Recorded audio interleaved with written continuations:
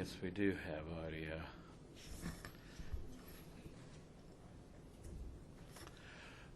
Anyway, we were looking at the strange story of the myth of the cave last time, and of course at the fact that it's an allegory.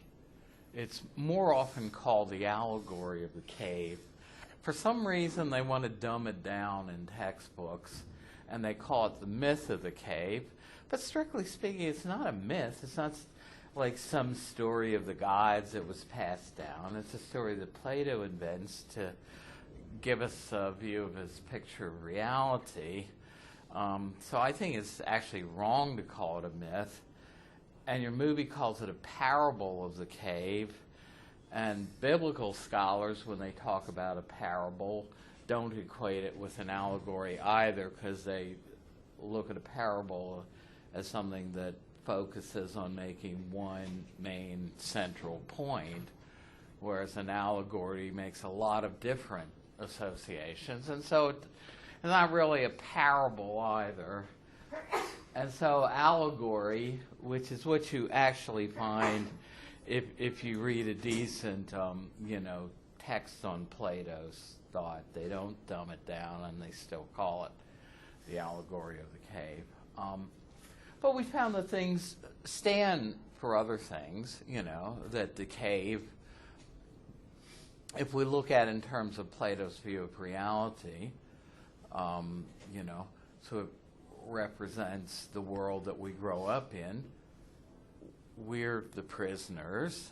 Now, I put all this stuff on the board last time. And we don't have a choice about it. We grow up, like the prisoners in the cave, acquainted with the shadows. But what are the shadows that we're acquainted with? Well, now we saw that there's a more general interpretation. You can talk about the shadows as being our unreflective beliefs, the beliefs that we grow up with, as a way of bringing this story into the 21st century and making it relevant as a story about what philosophy tries to do, about what some people call its critical or analytic function, the function where philosophy tries to get us to examine our beliefs and the foundations of our beliefs, and that certainly is a good way of viewing the story. But as a story about Plato's view of reality,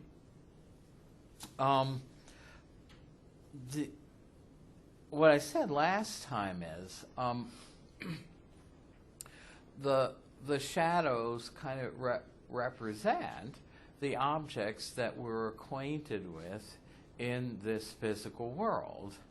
And like Madonna, we're material boys and girls living in the material world. We don't have a choice in the matter. Like the prisoners, I don't have a choice about whether I walk, and bump into a material object, right? Or about standing on a material object.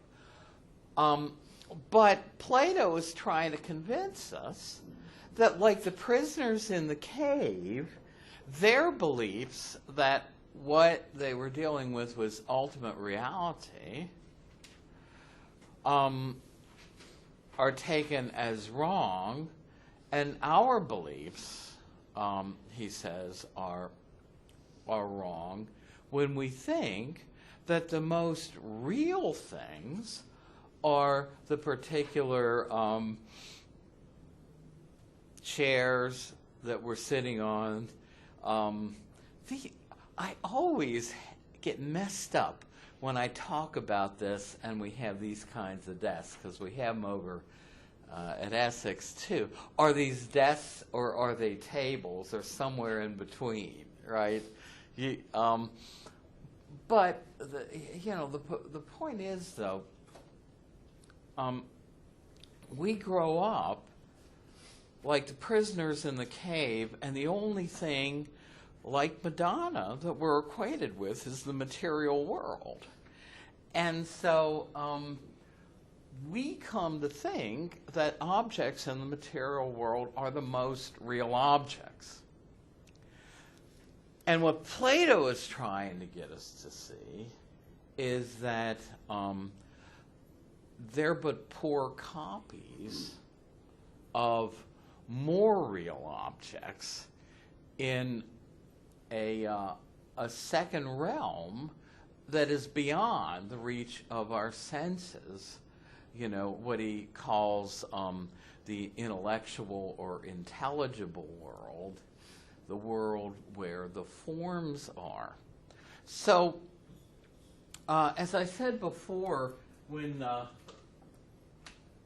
my geometry teachers at Polytechnic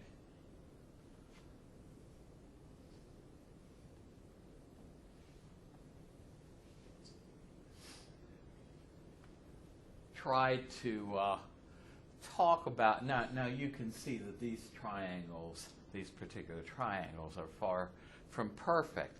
And they also, like the objects in Heraclitus' world, have a very fleeting existence, right? You know, a few minutes ago they did not exist.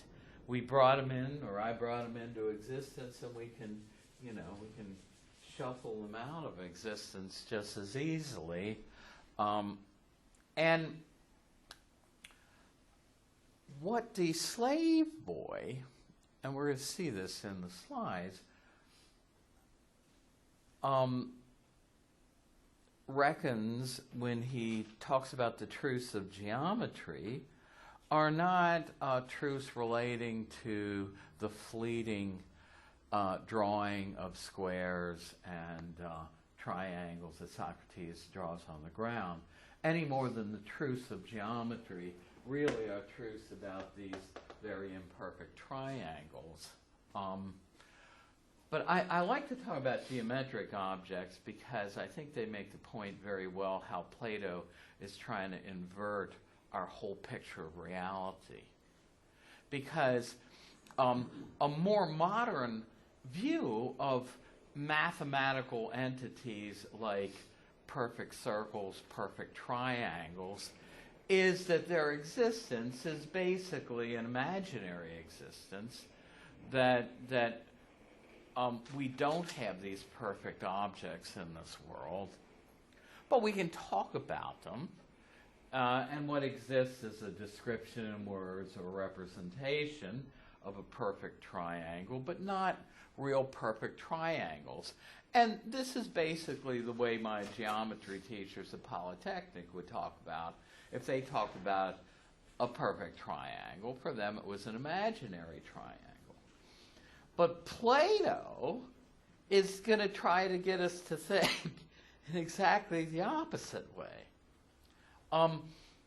He's going to try to get us to say that if these have a property in common, namely triangularity, then there is a perfect standard for a triangle that has an eternal existence. Did not come into existence when we drew a triangle, will not go out of existence if we erased all this, or for that matter, if all the triangles in the world were to vanish overnight. In other words, when Plato talks about perfect triangles or even standards for things like chairs, I mean, for Plato, there's one standard that sets the bar for what we're going to call a chair. And it exists apart from any particular chair. And think about it, the particular chairs in this room at one time did not exist, just like these triangles. And at some future time, they're going to go out of existence.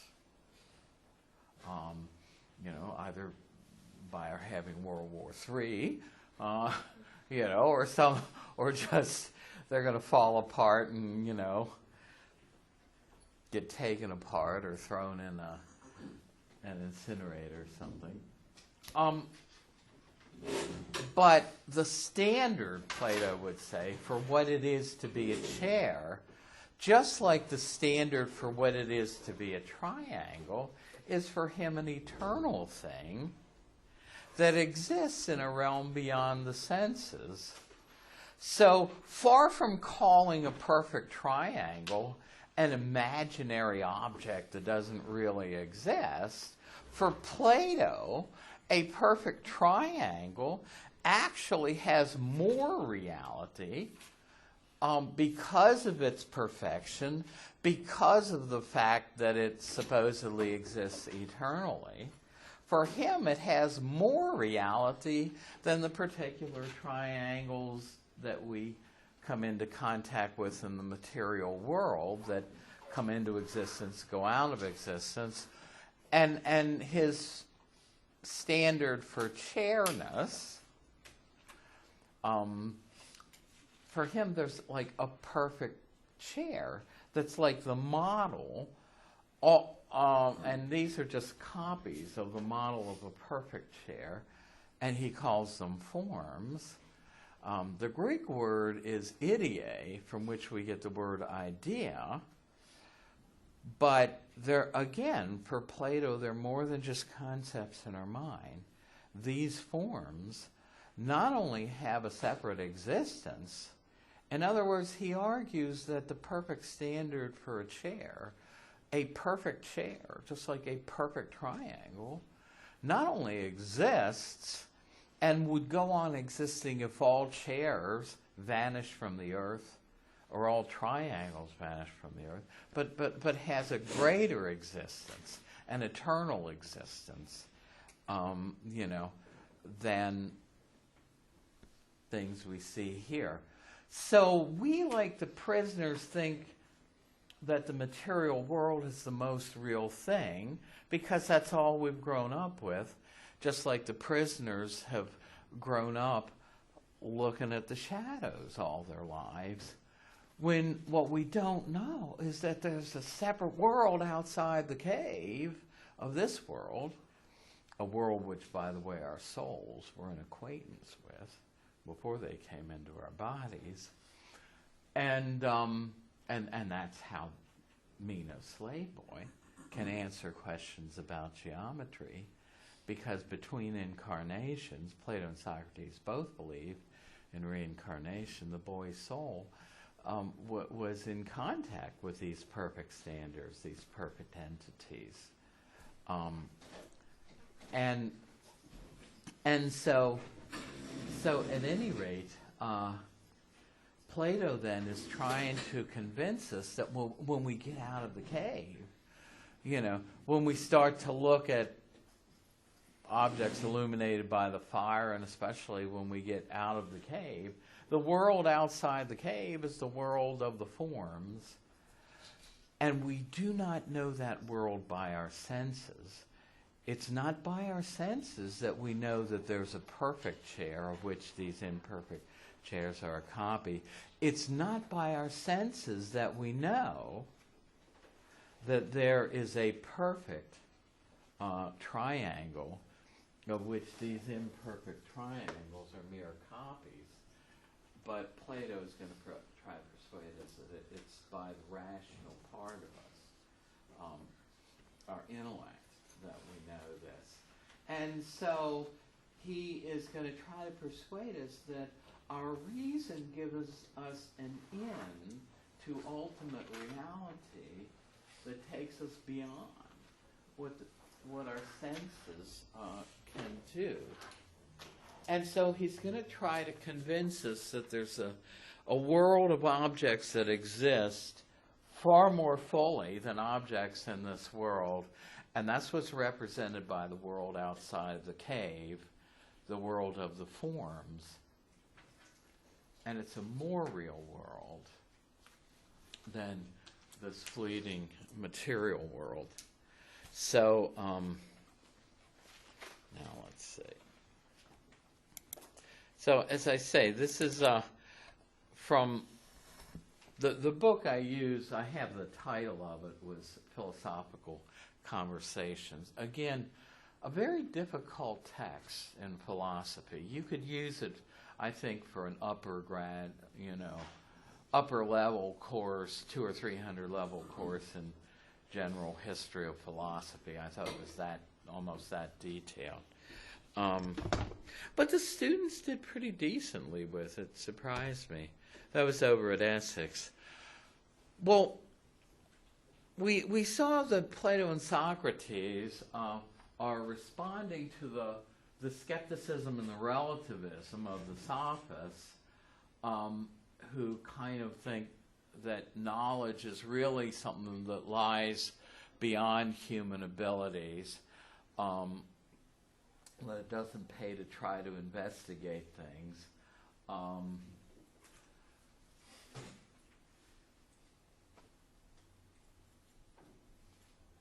And they would say, well, the best we can have is only opinions and beliefs about things. And these opinions, for them, don't have any real grounding. And this gets to the root of their relativism. There's no saying that one person's opinion is any better than anyone else's. And of course, in many ways, there are a lot more relativists, at least in the formal academic world, than there are realists, people who think like Socrates and Plato do. But there are both in philosophy. So for the sophists, we live in a sort of relativistic world where we ought to be skeptical about knowledge claims, or where we can be self-confident about our knowledge claims, knowing that nobody can really challenge it by asking whether our knowledge claim accords well with reality. So each person is the measure of what seems right to him or her. Man is the measure of all things. Man in the generic sense. And so Plato and Socrates are reacting against this. And again, one of the things I said last time is that Socrates, at his trial, tries to distance himself from the nature philosophers. Remember, it's Aristophanes and other people who try to paint him as one. And he tries to distance himself from them, because one of the charges brought against him was that Socrates studies things in the sky and under the earth, that he's a nature philosopher. And Socrates was more about focusing on what is it to live a good life for a human being, and what are concepts like justice and virtue and things, making more ethics and the focus of philosophy. And so you can say, well, wait a second, here in the Republic, you get this elaborate two-tiered theory of reality, where ultimate reality consists of two worlds: the fleeting world we're put in touch with by our senses, and the eternal, more real intellectual world that our reason puts us in touch with. So you can say, well, how on the one hand does Socrates say, I'm not all that concerned with metaphysics, with developing elaborate theories of reality, and yet you get this very complex two-tiered theory of reality in the Republic, which is where the myth of the cave comes from. Well, as I said before, they divide Plato's dialogues into early, middle, and late dialogues. And the answer to, well, how much of Socrates, the real Socrates, is in Plato's dialogues? To me, the answer that seems the best is that in the early dialogues, you probably have a very good, very accurate picture of Socrates, the real Socrates. But as you get into what are called the middle and late dialogues, and the Republic is part of his middle period, you have a bit more of Plato making Socrates in other words, Plato putting his own theories into the mouth of Socrates as a character in the dialogues. And most people think that and attribute this elaborate two-tier theory of reality more to Plato than to Socrates. Now, it's there in Socrates. The essentials are there, even in the early dialogues. Because Socrates talks about the existence of forms. And Socrates says the forms have to be around. Now, we don't have any more chalkboards. I don't think I used to illustrate this with 2 pieces of new chalk. But if I had 2 pieces of chalk, let's suppose these aren't markers, but they're... If you had 2 pieces of chalk and right out of the box and held them up, you'd say, well, they're equal in length. But you and I know, if we had a really elaborate, say, laser way of measuring the lengths of 2 pieces of cut chalk, that one would be just a little shorter than the other. So we might make a judgment that they're equal in length, but they're not perfectly equal in length. And in the Phaedo, Socrates makes a point that relates to the forms. He says, well, how can you make that judgment? The 2 things are equal in length, but not perfectly equal in length. How can you make something like an ordinary judgment like that unless you already know what perfect equality is? But wait a second, you don't have perfect objects in this world. So, to know what perfect equality is, you must have learned that elsewhere. And so he gets out, again, this explanation that our soul must have been in contact with perfect objects and with the concept and the form of perfect equality, or the equal, before it came into our bodies. So even in the early dialogues, you do get the rudiments of this 2-tiered theory of reality, where something like perfect equality as a form, the equal, has to exist in order for us to even make ordinary judgments like 2 things are equal but not perfectly equal. In other words, that's Socrates' explanation for how come you can intelligibly talk about perfect equality, that your soul must have been acquainted with it before birth. Now, is that the only possible explanation?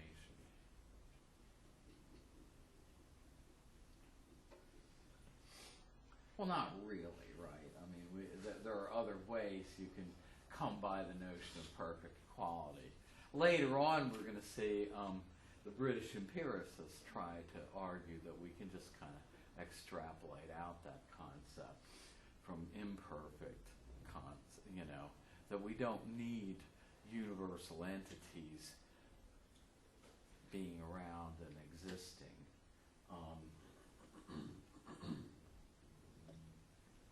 As objects of knowledge. But anyway, so you get a very non-relativistic view, but he's reacting to the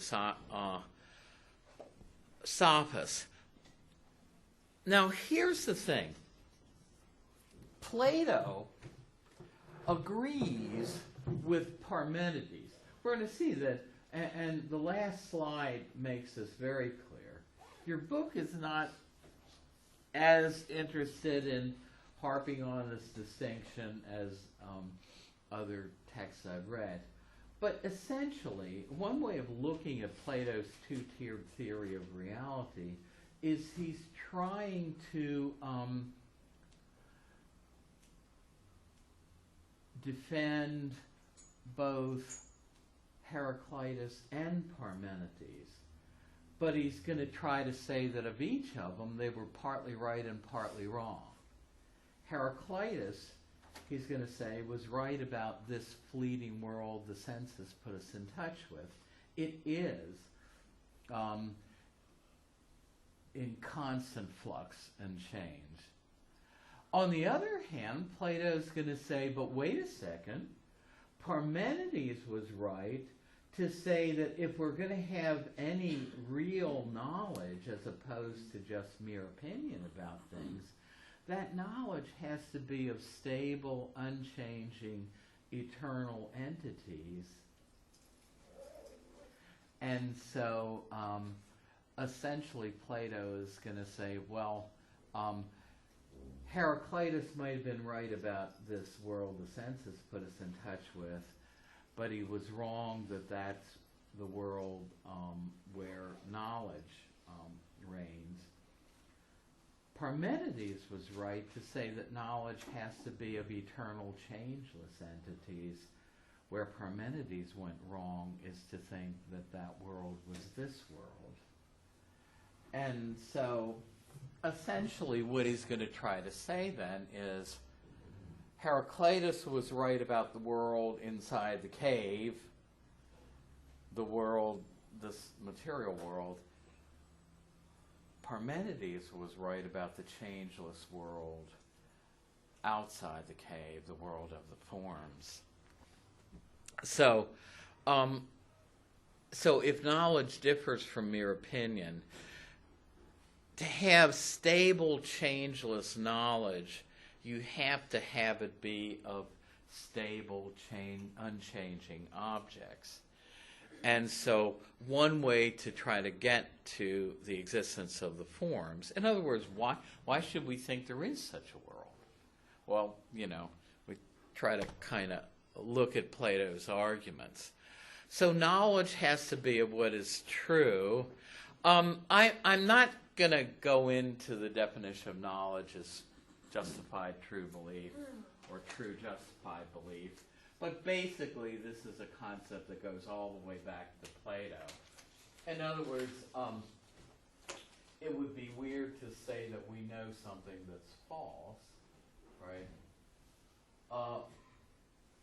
But we also, if we claim to know something, it needs not only to be true, but we need to believe it to be true, right?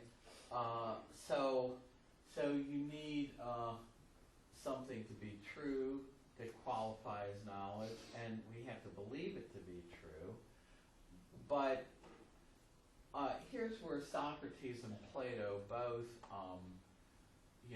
differ from the ordinary person on the street. They would say we've got to have some good reasons for thinking that something's true. So that's where the justified part comes in. I'm not going to go into that definition any more than just in this slide. So again, what Plato calls opinion is of changeable things, like what our senses come into contact with. Knowledge is enduring over time. Opinion can be true or false, but knowledge is something that's always going to be true. In other words, it's always going to be true that a square has 4 sides, or that a triangle has 3 angles that add up to 180 degrees. Opinion doesn't necessarily have to have a good justification, whereas knowledge needs to be grounded in reasons.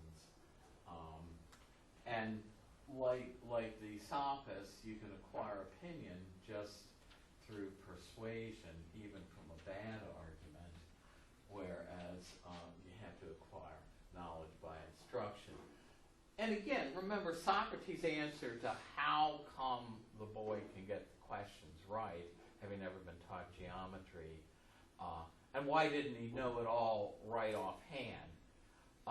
Well, Socrates, your book goes into this, and this is what is brought out in the Phaedo, an early dialogue where they discuss the existence of the soul and whether we have rational hope for life beyond this life. And the idea is it's so shocking for the soul to become incarnated in a physical body that it loses a lot of its knowledge and it's sort of knocked into a latent state. And so it's questioning somebody. Remember, supposedly Socrates is not teaching the boy geometry, but he's just asking him questions. But these questions, and this is what the metaphysics behind the original Socratic method, these questions are designed to bring out knowledge that's deep in the boy's soul, but that needs to be brought to the surface so that he knows in this life. So this is what's happening. He moves the boy from mere opinion about geometry to knowledge by seeing the reasons why you can construct a figure twice the what area of the given figure, and again, the boy is supposed to, in order to raise the level of his understanding to the level of knowledge, he's supposedly recalling eternal truths. In other words, knowledge about eternally existing triangles. And so this is supposedly what happens. And you can see then that this is what Plato and Socrates think is part of what philosophy ought to do.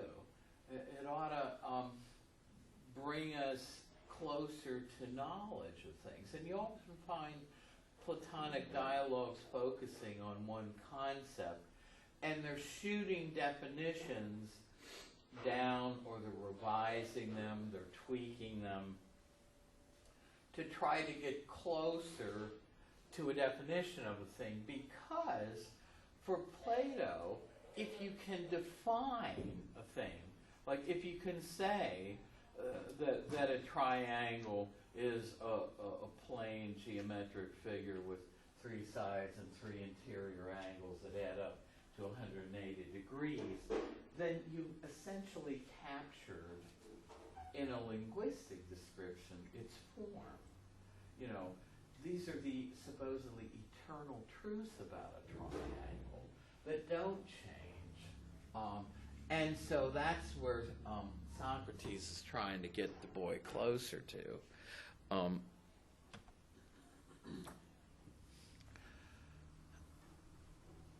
And again, I mentioned that. So it would be wrong if we asked Socrates to say that the boy's knowledge was knowledge about the material figures, the imperfect material triangles and squares Socrates was drawing in the sand. It's supposed to be knowledge that his reason, the boy's reason, he's putting in touch with, and this knowledge is about enduring objects, about the forms in the intellectual world, not about the fleeting objects in this world. And so what the boy has then, when he figures out this theorem in geometry, is knowledge of something that does not change. It doesn't change that if you want to make a square twice as big as the original one, that you build it on the diagonal of the original square.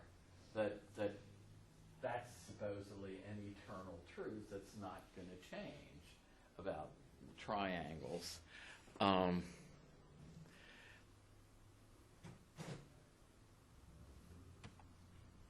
Now, I'm not saying that there aren't any problems with this view, and in fact, Plato seems to have some reservations about the existence of these perfect entities later in his writing period. Rationalism is essentially a view that our reason gives us an end to knowledge, and that knowledge, the objects of knowledge, should be perfect and eternal. And we'll see that this strain in philosophy persists even into the 19th centuries. And even to a certain extent in the present day. So, do we need genuine knowledge to be of perfect, unchanging, eternal objects? Well, this would be Plato and Socrates' answer. Otherwise, we just have opinion about fleeting entities. And of course, again, no matter how perfect the instruments were, you couldn't construct these in this world, but they're there in a world beyond the reach of the senses. But again, the part of us that's most akin to the eternal soul, or that part of us that is most akin to the eternal, is for Plato and Socrates the rational part of us. And when we look at the three-tiered soul, we're going to see this in an even sharper way. And so it's through our reason in this life that we recall or come into contact with this knowledge of the eternal, not through our senses. And of course, this is a question that has persisted in philosophy from the time of the Greeks on. Is there any good reason, in other words, can we defend this claim that somehow our rational abilities give us an insight into the nature of things, into reality, that even our senses can't do? Well, certainly this would be what Plato and Socrates think is the case. So the true object, then, is a form, squareness, or the square itself. Not any particular square, but squareness itself, shared by all particular squares as the quality that they all... Plato used the word participation. In other words, the way I used to draw it, back before I had everything on PowerPoint, is suppose these are imperfect ones, but they supposedly participate in or share in common in triangularity.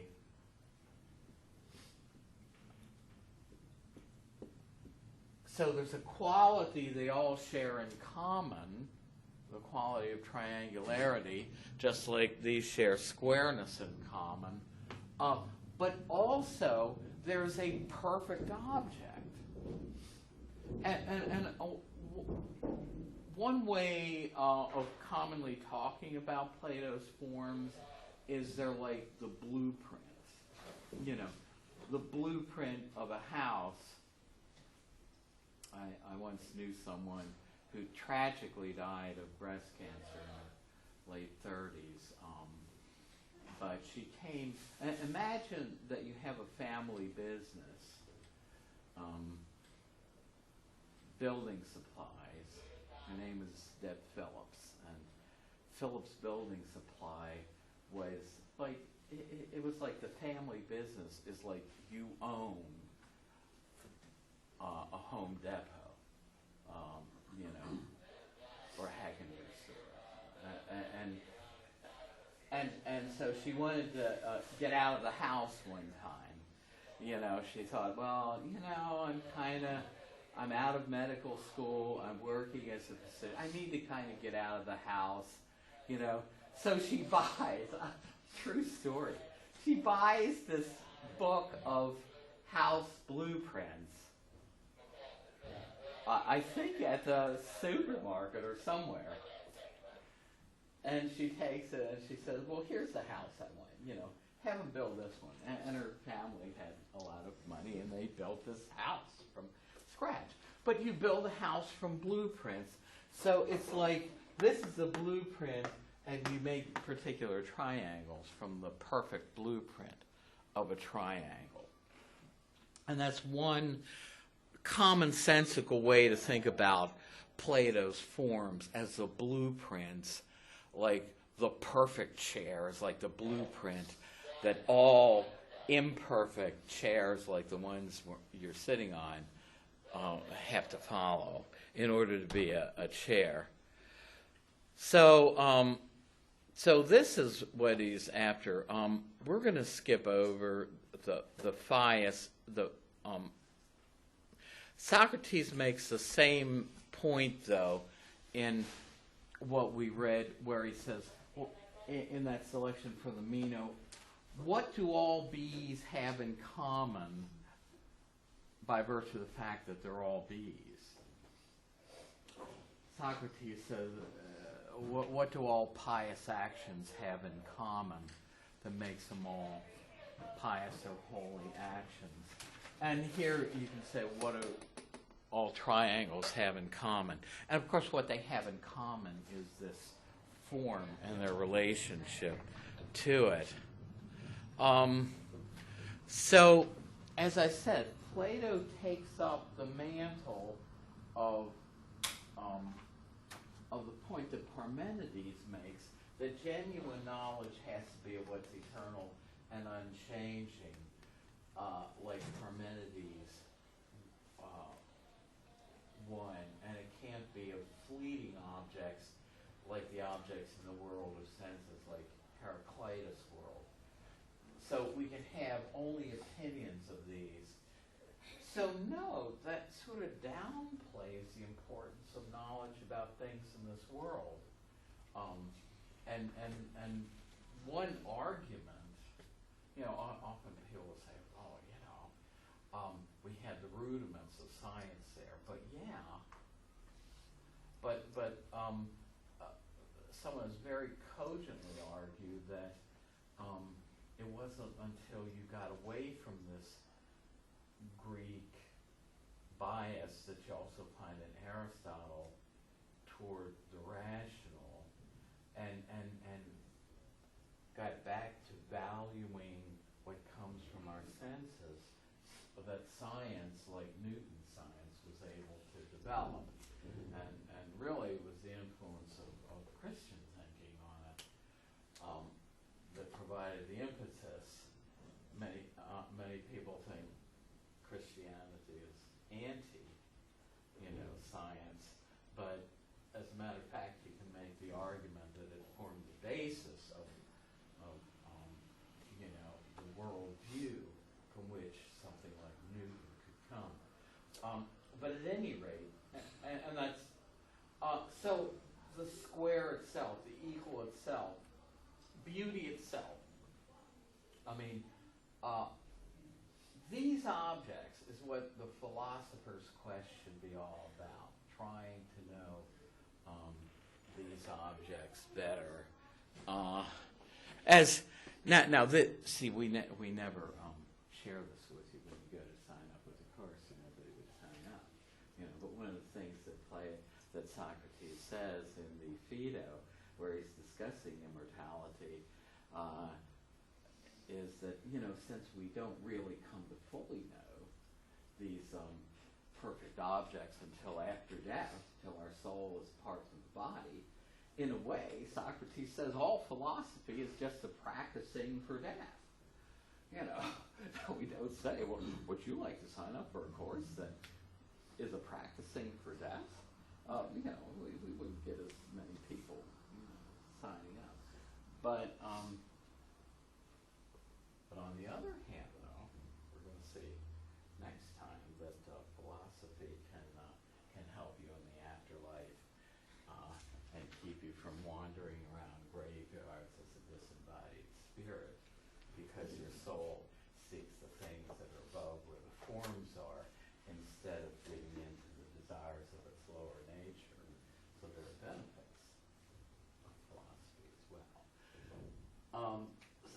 at any rate, these perfect objects then are knowledge. Now, epistemology is the area of philosophy having to do with the nature and scope of knowledge. Episteme is the word for knowledge, also called the theory of knowledge. So the previous argument basically, and I'm not going to ask you these terms, but you can call this the epistemological argument for the existence of the forms. To summarize it in a sentence, the idea is these perfect objects have to exist and be out there if true knowledge, genuine knowledge, is possible, because that's what knowledge needs to be knowledge of, So the forms need to be objects of genuine knowledge. So that's the epistemological argument for the existence of forms, that they're needed, that they have to be out there for knowledge to be possible, and not mere opinion. We only have a couple of minutes.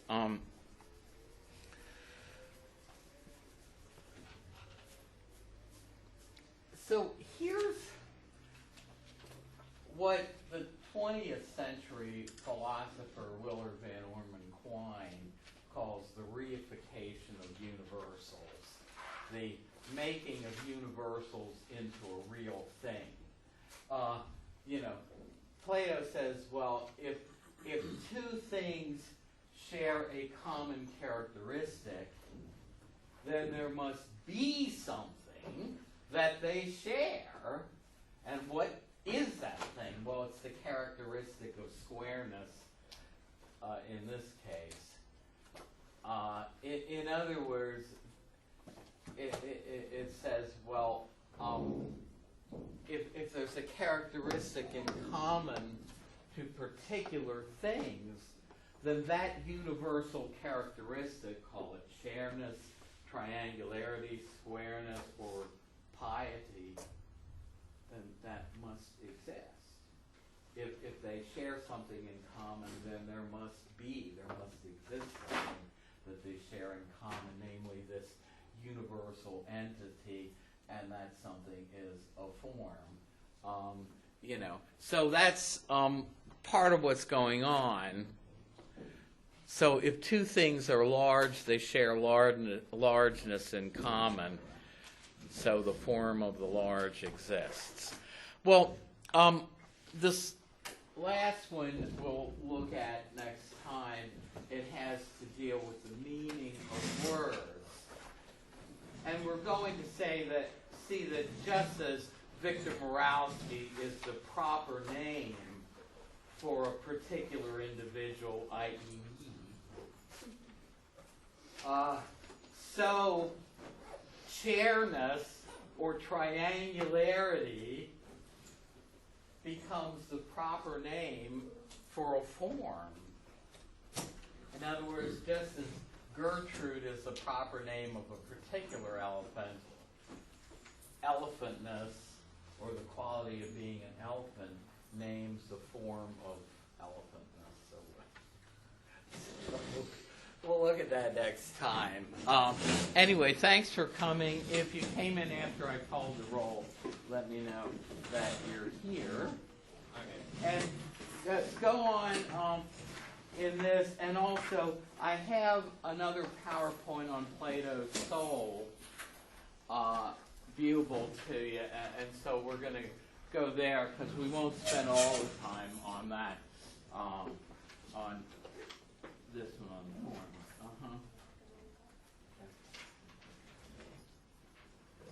Okay. So I'm going to